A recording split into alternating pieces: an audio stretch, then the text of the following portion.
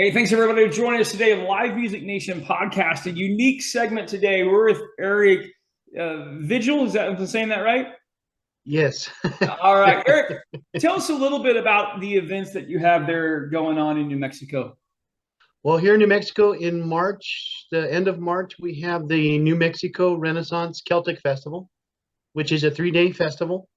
Then we have our Pirate Viking Summer Bash in August, about mid-August, the 19th and the 20th in 2023. Okay. All right. What do those look like when somebody comes on campus to one of your festivals? What do they look like? What are they going to experience? Well, first they come in and they start seeing we host it at a Wildlife West Nature Park, which is a older outdoor venue itself, and it has a lot of really cool um, things to start seeing once you get in. We have from 5 different stages that you'll visit. They'll actually see 120 craft vendors throughout. We have the jousting arena that is probably the first thing they actually get to see, the jousting and some of the vendors, some of the entertainers that will be frolicking around, giving them the sense of the old world Renaissance era. Once they get into the festival itself, they'll have different areas to check out, which would be like the Celtic and Viking area. We call those kingdoms. We have the medieval kingdom. We have a time traveler kingdom. Nice. Um, and we have the pretty much the pirate area, which is huge. And then after that, we have the small area for the fairies and the Sherwood Forest type vendors and entertainers and crafters. Cool, cool, cool.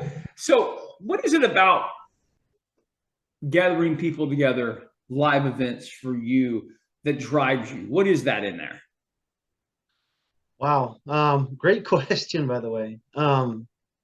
What drives me? The thing I've been doing festivals since 2007 in Southern California when I moved out there. I got involved with Celtic festivals through our family last name of the Browns, Mhm. and went to my first festival, Celtic festival at the Queen Mary in Long Beach. Um, was looking for a family crest and name on a big list of crest in Scotland. And so happens I was at the Douglas tent there in the Queen Mary, and they said, "Well, welcome home." Well, this group of individuals, I had been going around the entire festival itself, and everybody's getting old. There's a lot of olders, but this was like a kind of group that kind of I fit into because there was anywhere from 20-year-olds to 70-year-olds in this group, and they just seemed to have a whole lot of fun, and like, this is great. So got involved with them.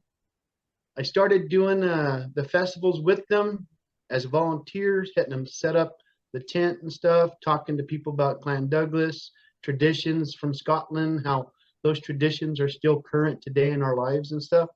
um, then coming to find out a lot of the names that are associated with the clan, the last names, and they call them seps, were people that Mhm.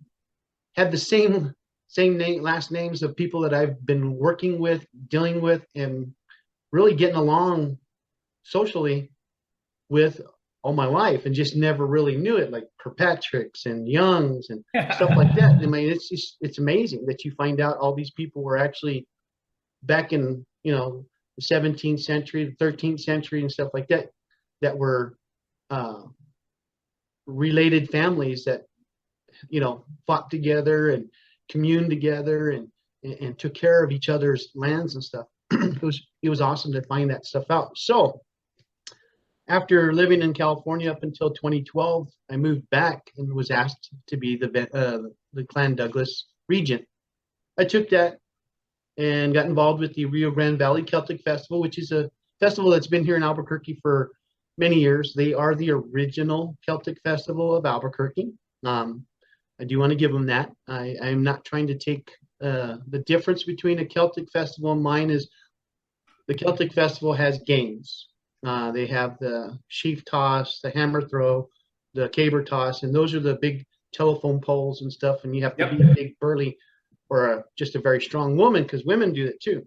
But I got involved with them, set up my tent for Clan Douglas, and was noticing how unattended the event was, and it had been around for 20 some odd years. And I was concerned, I wanted to help them out. I'd been to these festivals in California. They're, you know, well publicized, advertised, attended, and stuff like that.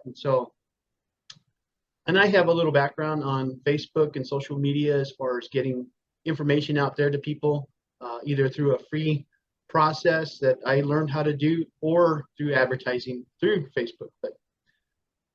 So I offered my services at no charge to just help them grow, and I did. I also gave them a lot of ideas because being inside the tent, hearing people walking by saying, certain things, and I'm like, oh, did you go and check this out? Did you go and check this out? You're not really seeing the full aspect of what you came in to see. And so I was trying to help them change.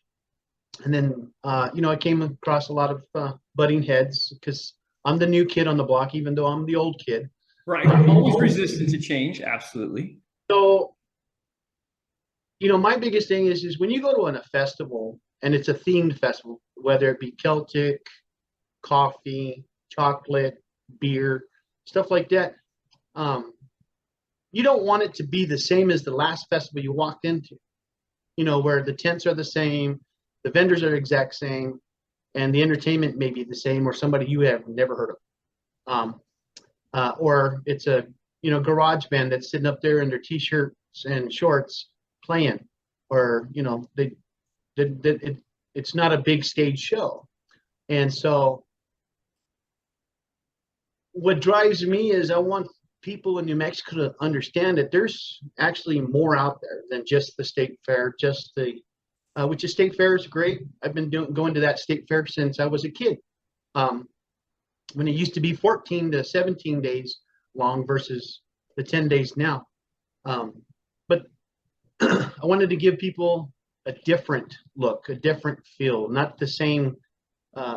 Everybody pulls up in their food truck, they park, and serve people out of their window. I want the So what does that different look like for people if they're gonna travel to New Mexico, put you on their map for their spring or their summer, their fall vacation? What kind of music are they gonna hear?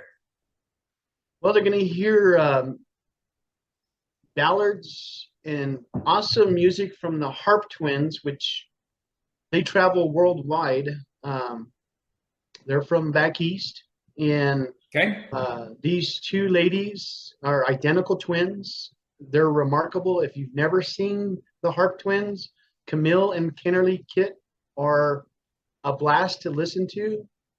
We had them here last March, and they blew everybody away. It was standing. Great. You got the Harp Twins. Who else you got coming this year? I got Celtic Nova. Okay. Celtic Nova is an awesome rock band. They're wearing their kilts. They got the bagpipes going, Nice. pianos and stuff. It's just, and the drums. Wow. What do And you they even offer have for food? What do you offer for food? Let's talk food. food. I have Scottish or Scots Fair meat pies. There you go. Let me pull these guys up because I got the 505 corn pit. I've got the Boy Scouts that have been doing the Grub Shack, which Okay. is the hamburgers and sausages. I Yep. got Rifle Creek kettle corn. I got caramel apples from Celtic Apples. I got the big arse turkey legs. Yeah. There you go. Heritage meat pies, chicken wings. I've got a lot of food vendors this time because last time we only had 4, and the long lines and the long waits because we had so many people come. That's just part of festivals. That is for sure. Eric, I got to run today. Give us some info on how people can find you online. Search New Mexico Renaissance Celtic Festival. And you can find us at Facebook at NM Ren Celt Fest. Oh, there you go. NM Ren Celt Fest will get you to us. But if you just do a search for Renaissance festivals in New Mexico and look for our beautiful shield, we have a great time. Everything's out there. I do appreciate, you guys putting us on, and but we have a whole lot more entertainers. We got the dancers. We've got Professor Nichols. Oh my gosh, Susan. Cool. Yeah, so we got a lot of music. I just didn't get a chance to tell you all. No, that works. That works good. We can touch base again in the future. I appreciate it. Thanks for being on this, Eric. Thank you, Gil. Well, baby,